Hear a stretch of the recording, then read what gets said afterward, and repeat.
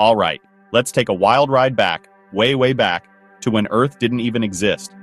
Imagine the universe as a giant dark canvas sprinkled with tiny specks of gas and dust. Around 4.6 billion years ago, a massive cloud of this stuff, called a solar nebula, started collapsing under its own gravity. Most of the gas rushed to the center, eventually igniting to form our sun. But some of the leftover bits didn't make the cut. Instead, they began to stick together, clumping and crashing into each other, forming larger and larger rocks, protoplanets, if you like. Now, Earth was born out of this chaos, just a fiery ball of molten rock at first, getting bombarded by other space debris. It was so hot, metals like iron and nickel sank to the center, creating Earth's core, while lighter stuff floated to the top. That's why we have a solid crust to stand on, and a hot, spinning core that gives us a magnetic field, very handy for life later on. But Earth wasn't done yet.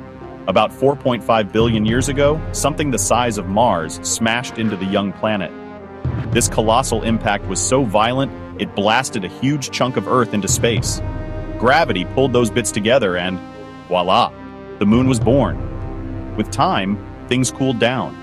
Water, delivered by icy comets and asteroids, began to pool on the surface. Rain fell for millions of years, filling basins and carving valleys. The atmosphere thickened, volcanoes raged, continents drifted, and eventually, the stage was set for life to begin.